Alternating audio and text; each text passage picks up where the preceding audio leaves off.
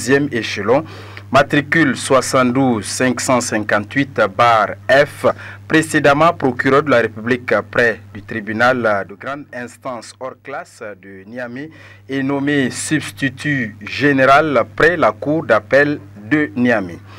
Tribunal de grande instance hors classe de Niamey, M. Boukari Sali Ibrahim, magistrat deuxième grade, deuxième échelon, matricule 72 555 F, précédemment procureur de la République près le tribunal de grande instance hors classe de Niamey, est nommé procureur de la République près la dite juridiction en remplacement de M. Moussa Waziri Ibrahim, appelé à d'autres fonctions. M. Cheibou Samna, magistrat 3e grade, 7e échelon, matricule 75 765 R, précédemment substitut général de la Cour d'appel de Niamey, est nommé procureur de la République adjoint près le tribunal de grande instance hors classe de Niamey, en remplacement de M. Boukari Sali Ibrahim, appelé à d'autres fonctions. Le ministre de la Justice, garde des Sceaux, porte-parole du gouvernement, est chargé de l'application du présent décret qui abroge toute disposition antérieure contraire et qui sera publié au journal officiel de la République du Niger. Deuxième communiqué du secrétariat général du gouvernement toujours, le Conseil supérieur de la magistrature, vous le savez, s'est réuni à Niamey le 31 mars 2014 sous la présidence de son Excellence M. Issoufou Mahamadou, président de la République, président du Conseil supérieur de la magistrature, dans la salle de réunion de la présidence. Après examen des points inscrits à son ordre du jour, le Conseil procède aux nominations et affectations ci-après. À la Cour de cassation, au parquet général, M. Émilien Bonaventure Bankolé Abdraman, magistrat premier grade, deuxième échelon, matricule 61 167 N, précédemment président de la Cour d'appel de Zender, est nommé avocat général à la Cour de cassation. À la Cour d'appel de Niamey, au siège tribunal de grande instance hors classe de Niamey. Monsieur Rabiou Adamou, magistrat du 3e grade, 5e échelon, matricule 79 296 K, précédemment juge d'instruction du 6e cabinet au tribunal de grande instance hors classe de Niamey, est nommé juge d'instruction du 4e cabinet du dit tribunal en remplacement de monsieur Issoufou Al-Kassoum, appelé à d'autres fonctions.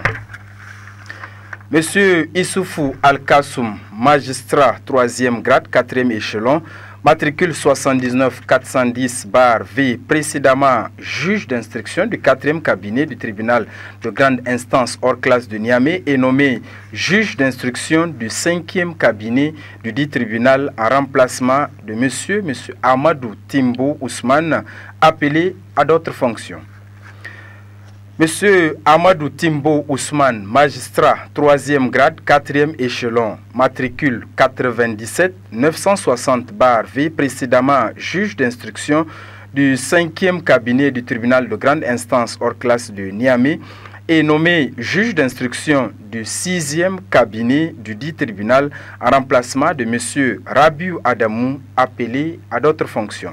Monsieur Salaou Youssoufou, magistrat 3e classe, 5e échelon, matricule 78 312 J, précédemment juge du tribunal de grande instance hors classe de Niamey, est nommé juge au tribunal plus spécialement chargé des affaires civiles, commerciales et coutumières du 3e arrondissement communal de Niamey, en remplacement donc de monsieur Falalou Nassirou, monsieur Sofo, mis en disposition de détachement. Monsieur Maman Sani Gandou, magistrat du 3e grade, 5e échelon, matricule 79 294 H, de retour de détachement, nommé juge de tribunal de grande instance hors classe de Niamey, en remplacement de monsieur Salaou Issoufou, appelé à d'autres fonctions. Monsieur Kolo Boukar Maman Mamoudou, magistrat du 3e grade, 1er échelon, matricule 117 060 B, précédemment substitut du procureur de la République près du tribunal près le tribunal de grande instance hors classe de Niamey est nommé juge au dit tribunal. Monsieur Maman Laminou, magistrat du 3e grade, premier échelon, matricule 117 071-C, précédemment substitut du procureur de la République près le tribunal de grande instance hors classe de Niamey, est nommé au dit tribunal. Monsieur Moussa Ousmane Mahamadou, magistrat du 3e grade, premier échelon, matricule 117 062-D, précédemment substitut du procureur de la République près le tribunal de grande instance hors classe de Niamey, est nommé juge du dit tribunal. Tribunal de grande instance de Dosso, tribunal d'instance de Gaïa, Monsieur Tahirou Soumana, magistrat du 3e grade, 5e échelon, matricule 79-306-N, précédemment président du tribunal d'instance de Tirozérine, est nommé président du tribunal d'instance de Gaïa en remplacement de Monsieur Kamaï Mahamadou, appelé à d'autres fonctions. Tribunal d'instance de Dogondouchi, Monsieur Rabo Mahaman Murtala, magistrat du 3e grade, premier échelon, matricule 117-068-K, précédemment substitut du procureur de la République près le tribunal de grande instance de Tawa, est nommé juge d'instance au tribunal d'instance de Dogondouchi, poste vacant. Cour d'appel de Zender, Monsieur Ibrahim Moumouni, magistrat du 1er grade, 2e échelon, matricule 61-172-K, précédemment vice-président de la Cour d'appel de Zender, est nommé président de la dite Cour en remplacement de M. Émilien Bonaventure Bankoulé Abdraman, appelé à d'autres fonctions. M. Iliassou Dj Mani, magistrat 2e classe, 4e échelon, précédemment conseillère à la Cour d'appel de Zender, est nommé vice-président de la dite Cour en remplacement de M. Ibrahim Moumouni, appelé à d'autres fonctions. M. Omarou Dado, magistrat 3e grade, 7e échelon, matricule 76-789-G, précédemment président du tribunal de grande instance de Maradi, est nommé conseiller à la Cour d'appel de Zender en remplacement de Madame Iliassou Djemani, appelée à d'autres fonctions. Tribunal de grande instance d'Agadez, tribunal d'instance de Tirozérine, M. Adamou Maïga Mahaman Sani, magistrat 3e grade, 4e échelon, matricule 79-398-S, précédemment juge au tribunal de grande instance de Tilaberi, est nommé président du tribunal d'instance de Tirozérine en remplacement de M. Tahirou Soumana, appelé à d'autres fonctions. Tribunal de grande instance de Maradi, à présent, M. Ali Akine, magistrat 3e grade, 7e échelon, matricule 74-261-E, précédemment vice-président du tribunal de grande instance hors classe de Niamey, est nommé président du tribunal de grande instance de Maradi en remplacement de M. Oumarou Dado, appelé à d'autres fonctions. M. Sada Moussa, magistrat 3e grade, 4e échelon, matricule 79-392-K, précédemment substitut du procureur de la République près le tribunal de grande instance d'Arlit, est nommé juge d'instruction premier cabinet au tribunal d'Arlit, au tribunal de grande instance de Maradi plutôt, en remplacement de M. Amadou Inoussa, appelé à d'autres fonctions. M. Amadou Inoussa, magistrat 3e grade, 4e échelon, matricule 97-974-B, précédemment juge d'instruction au tribunal de grande instance de Maradi, est nommé en cette même qualité au 2e cabinet d'instruction du dit tribunal. Création. Tribunal de grande instance de Zender, tribunal d'instance de Matamai. El Haj Alou Abdoulaye, magistrat du 3e grade, 4e échelon, matricule 79-402-V, juge d'instruction, juge au tribunal de grande instance hors classe de Niamey, est nommé président du tribunal d'instance de Matamai en remplacement de M. Abou Akabo Ousmane, appelé à d'autres fonctions. Au parquet, Monsieur Kamaï Mahamadou, magistrat 3e grade 5e échelon, matricule 79 292-M, précédemment président du tribunal d'instance de Gaïa, est nommé procureur de la République près le tribunal de grande instance post-vacant. Le ministre de la Justice, garde des Sceaux, porte-parole du gouvernement, est chargé donc de l'application des présents décrets qui abrogent toute disposition antérieure contraire et qui seront publiés au journal officiel de la République.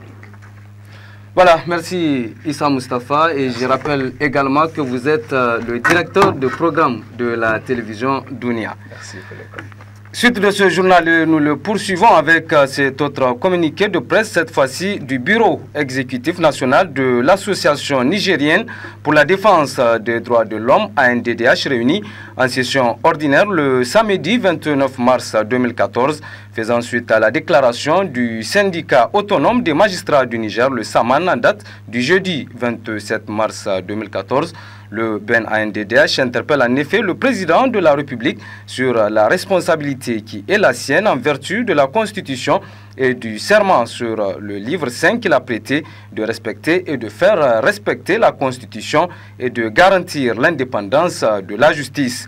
Exige du premier magistrat qu'il ait de tirer toutes les conséquences des entraves relevées par le SAMAN en rétablissant la justice dans la cour normale de son fonctionnement. Apporte son soutien ferme au SAMAN dans sa lutte pour l'affirmation de l'indépendance de la justice dans notre pays. Signé le président de l'ANDDH, Jibril Abarchi. Autre aspect de ce journal, l'Institut national de la statistique célèbre ce jour, 31 mars 2014, le 10e anniversaire de sa création. La dite cérémonie s'est donc déroulée ce matin dans le locaux de la dite institution. C'était en présence de plusieurs invités de marque, parmi lesquels notre reporter Alimatou Abdou.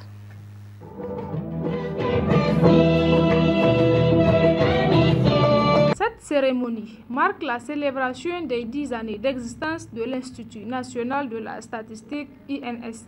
Présidée par le directeur de cabinet du ministère des Finances, cette rencontre se veut un cadre d'échange et de partage de réflexion entre l'INS et ses partenaires qui l'ont toujours accompagné. Occasion donc pour le directeur général de l'Institut de faire une synthèse des activités menées par son institution depuis sa création en 2000. Nous avons fait des enquêtes sur les questions d'alimentation, de nutrition, des enquêtes démographiques. Et je vais juste parler peut-être des principaux résultats de ces opérations. Insister sur le fait qu'elles ont montré, malgré tout ce qu'on croit, que la situation économique et socio-démographique de notre pays est en train de s'améliorer. C'est vrai, la situation est difficile, mais les statistiques sont là, elles indiquent quand même une évolution assez substantielle dans certains secteurs. Un secteur où on ne parle pas beaucoup, c'est la mortalité des enfants de moins de 5 ans. Je voudrais aussi parler d'un secteur, notamment économique. Pendant des années, les indicateurs montrent que le Niger a su quand même maîtriser un peu son inflation. Il y a beaucoup d'enquêtes qui ont été faites sur la sécurité alimentaire. Alors justement, peut-être un des secteurs les plus difficiles, c'est que ces études ont indiqué qu'il existe au Niger, je dirais, un problème au niveau de la malnutrition, presque chronique. Procédant à l'ouverture de cette manifestation, le directeur de cabinet du ministère des Finances, pour sa part, a situé le contexte dans lequel l'Institut national de la statistique a été créé. Il faut rappeler qu'au Niger, les premières idées de la création et de la mutation de la statistique en une structure plus autonome institutionnellement, administrativement et financièrement remontent au début des années 90. Il était apparu indispensable de créer, face à la situation socio-économique de cette époque, les conditions pour que la statistique constitue de manière durable et efficiente pour le gouvernement, pour l'administration publique, parapublique et privée, pour les populations, pour les partenaires, un précieux et important outil d'aide à la décision pour l'élaboration, la mise en œuvre le suivi et l'évaluation des politiques, plans, programmes de développement économique et social et culturel. Cette manifestation constitue un véritable cadre de retrouvailles entre agents et anciens agents de l'Institut national de la statistique. Aussi, pour terminer en beauté, la partie des témoignages de satisfaction ont été décernés aux anciens directeurs généraux de l'Institut national de la statistique. Présente depuis jeudi dernier dans la capitale nigérienne, la délégation du port autonome de Cotonou qui séjourne à Niamey dans le cadre d'une mission commerciale a rencontré ce matin dans le locaux de l'ambassade du Bénin au Niger des opérateurs économiques nigériens et certains partenaires du port de Cotonou. Objectif à annoncer les grandes innovations apportées dans le fonctionnement du port.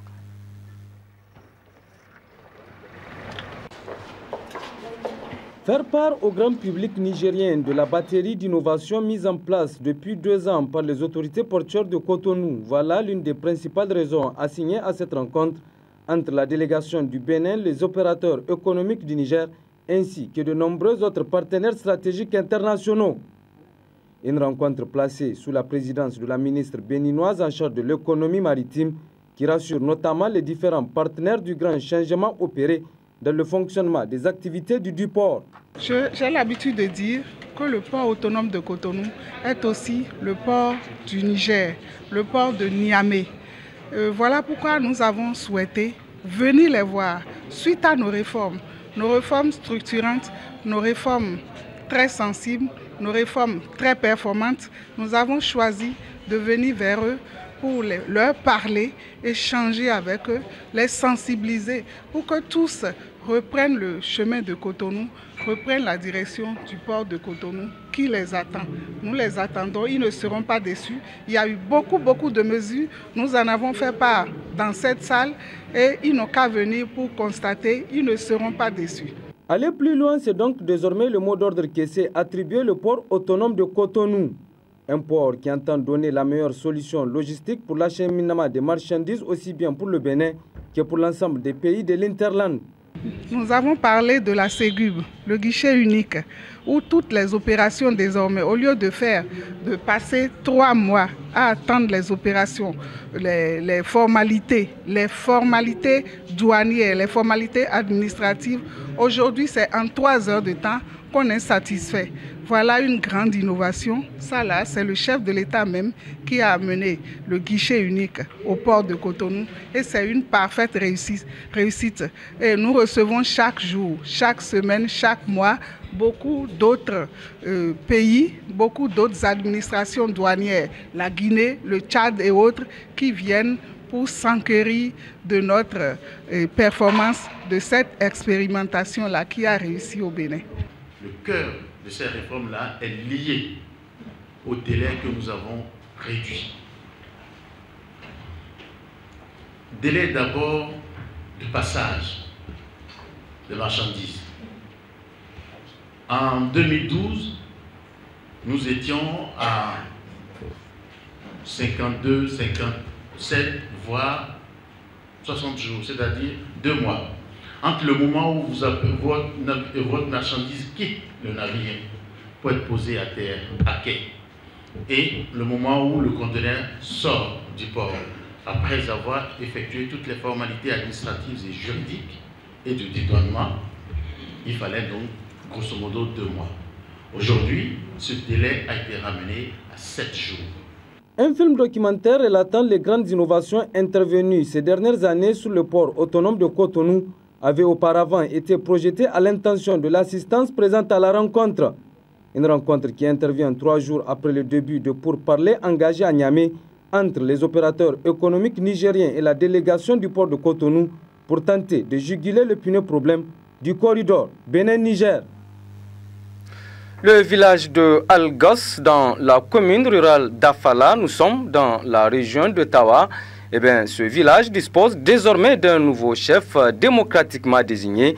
Il s'agit de El Hadj Nuhu Idigini, élu avec 244 voix sur 249 votants. Les précisions RTD Tawa de notre correspondant Asman Amadou.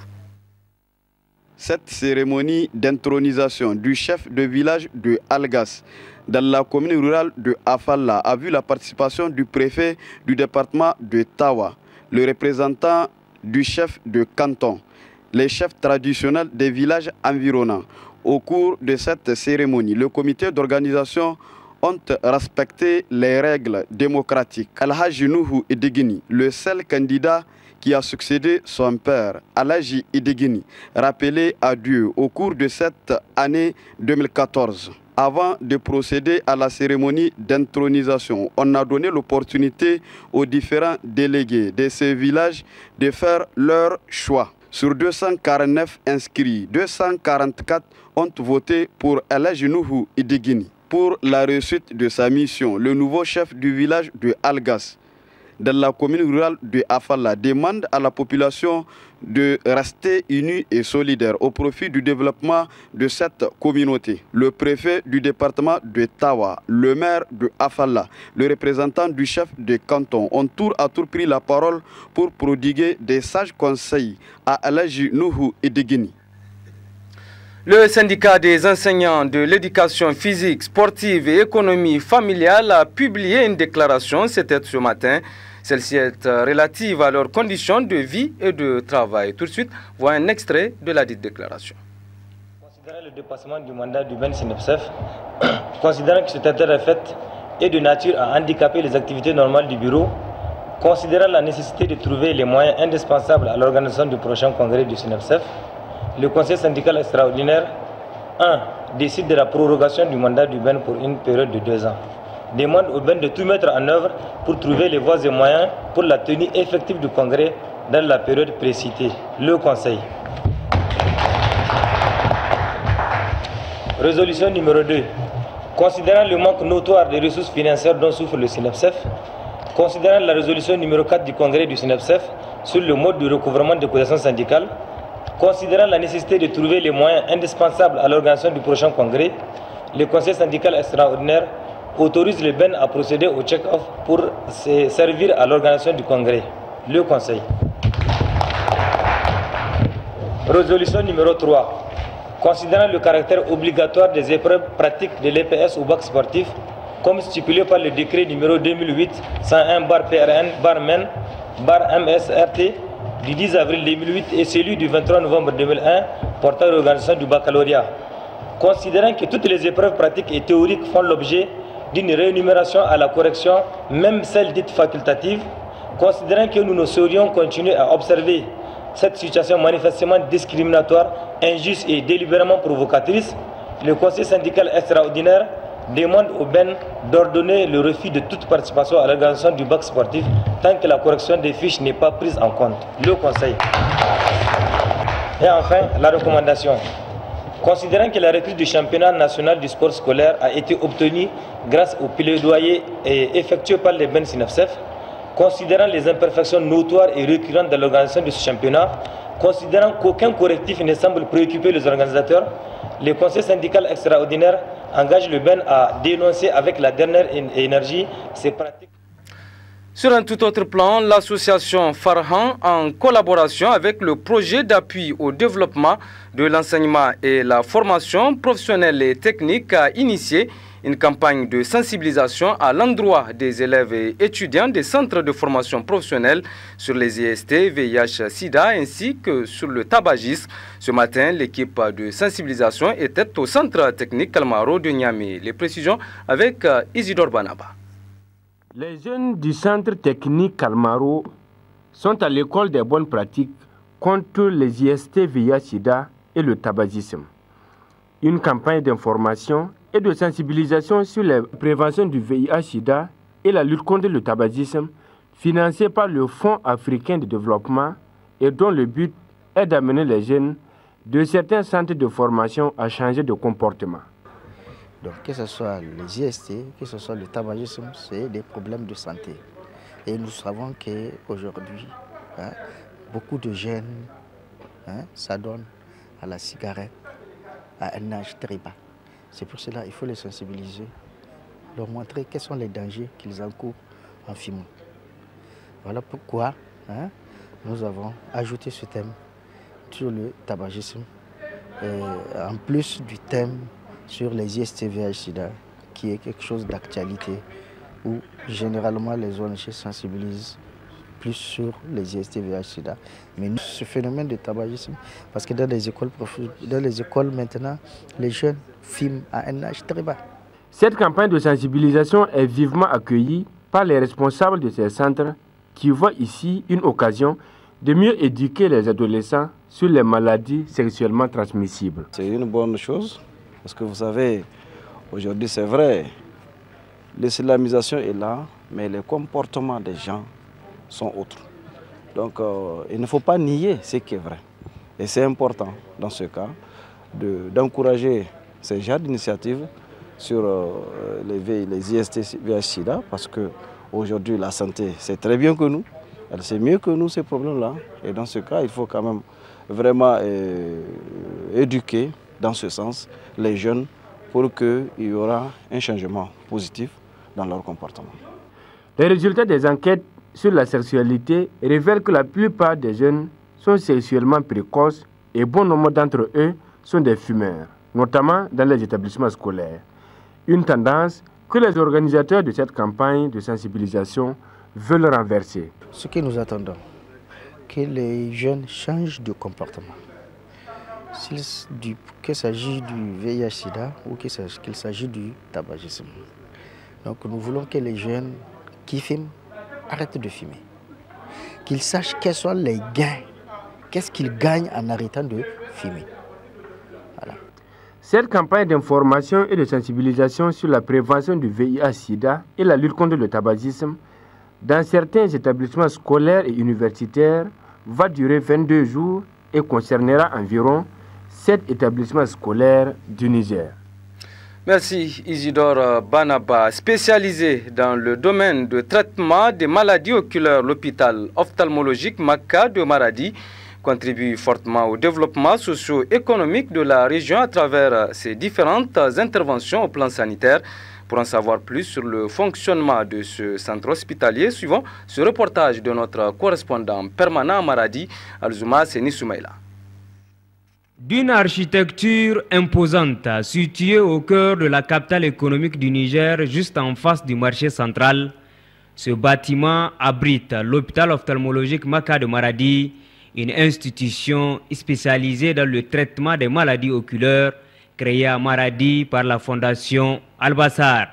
Un hôpital ophtalmologique composé de plusieurs services et étapes de contrôle, doté d'un personnel qualifié qui prend en charge de manière exhaustive toutes les maladies oculaires, dont entre autres le trachome, le glaucome, la cécité et la cataracte, qui sont les cas les plus fréquents. Dans son combat pour la vue, l'hôpital ophtalmologique Maka de Maradi a mené plusieurs activités dans les différentes régions du pays. Au Niger particulièrement, on a mené ce qu'on dit camp gratuit.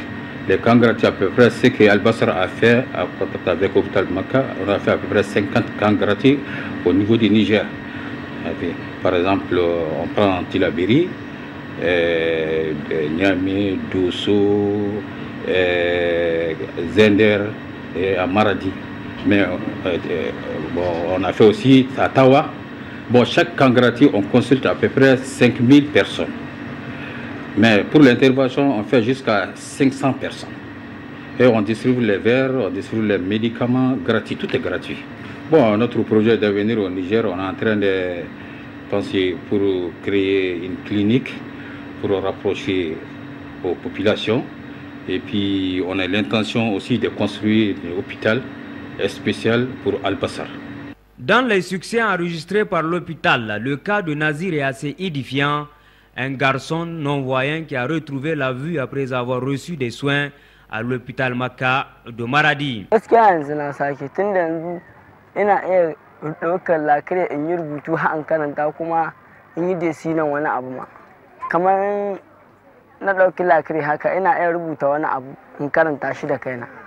Association des jeunes aveugles de la région du Maradi.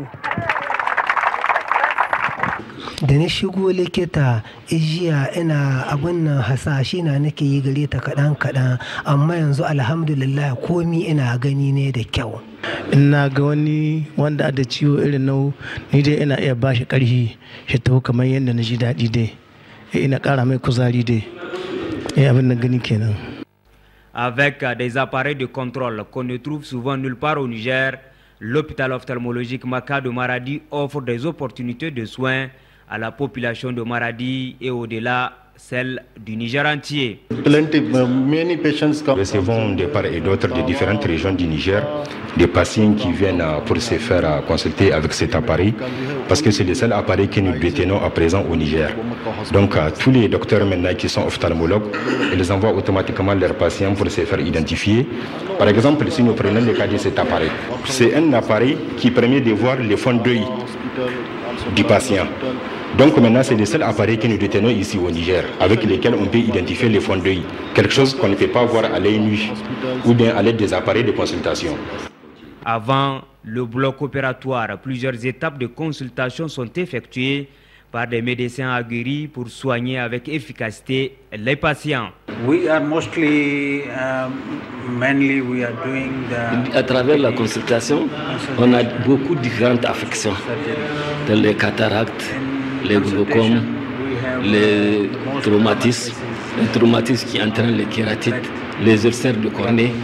Les traumatismes là, généralement les gens viennent tard.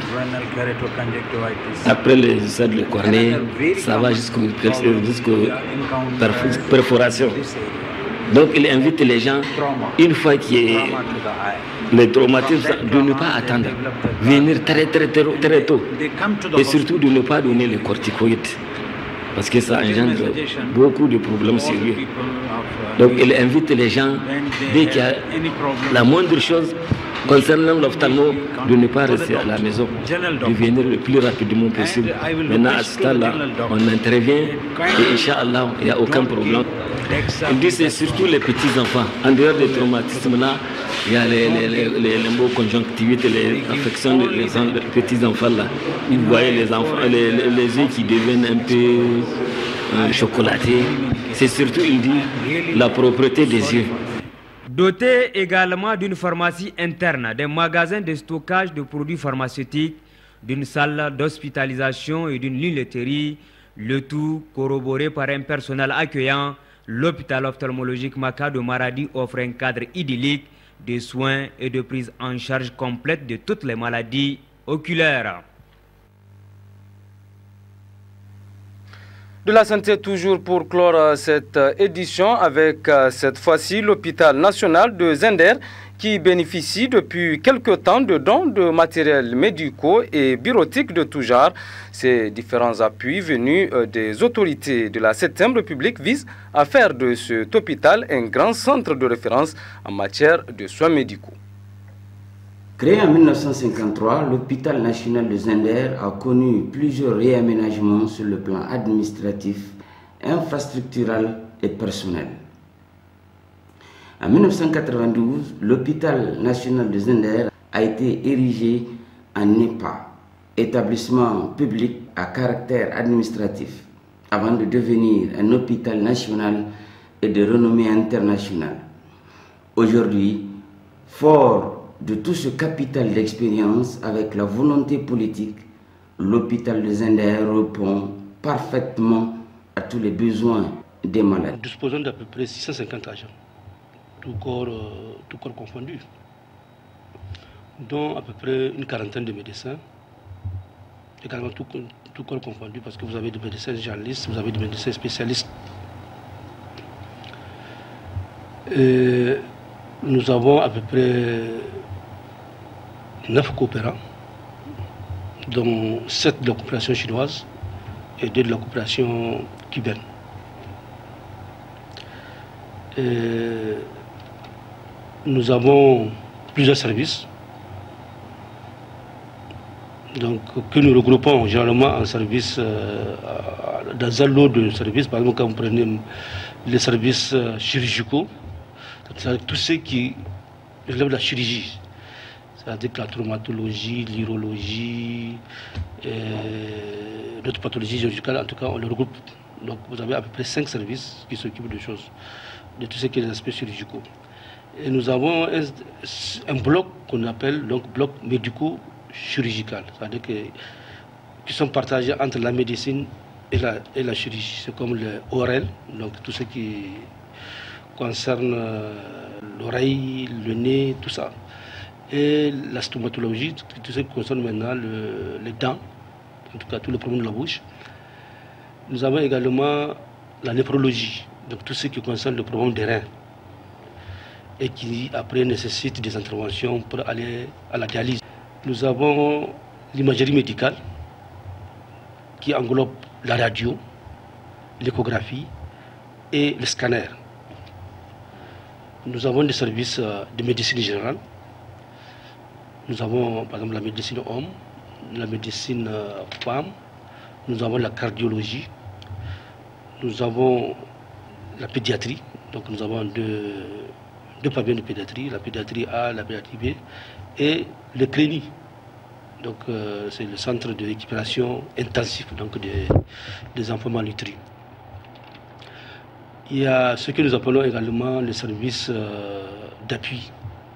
C'est un hôpital de 3e niveau. Le 3e niveau qui fait des soins tertiaires, c'est-à-dire qui dépasse les autres. Quand vous prenez la pyramide sanitaire, vous avez le niveau primaire, donc le CSI et les districts, et vous avez le niveau 2e niveau qui est le CHR. C'est-à-dire que l'hôpital national, au-delà de la région, nous recevons d'autres régions. C'est-à-dire que pour l'hôpital national des Anders, nous sommes censés de prendre en charge tous les malades qui seront référés de la région des Anders, mais également des régions de Difa, de Maradi et d'Agadez. À l'état actuel, nous recevons également des malades qui viennent des autres pays, comme le Nigeria et le Tchad. Il faut préciser que les services de néphrologie et de dialyse et celui de l'imagerie médicale, le scanner, sont des services très innovants. Ces services sont très sollicités en ces temps qu'il fait et les demandeurs viennent de partout au Niger et même de l'extérieur du pays. Chaque jour, nombreux sont-ils les dialysés qui reçoivent leurs soins intensifs au niveau de ce service. Ce service, il faut le signaler, fonctionne par chaîne. Tout est rationnel. Des appareils de dialyse au mécanisme, toutes les conditions ont été réunies pour offrir un service de qualité aux demandeurs. Avant, tous les malades de ces 4 régions-là vont aller à Niamey pour se faire soigner. Et surtout que surtout quand le malade est en état de dialyse, c'est 1 million de 3 dialyses par semaine. Figurez-vous quelqu'un qui est à Difa ou à Ngingemi et qui va être à Niamey, ils seront obligés d'aller à Niamey s'installer pour pouvoir avoir ces séances-là 3 fois par semaine. Parce que c'est un truc à vie.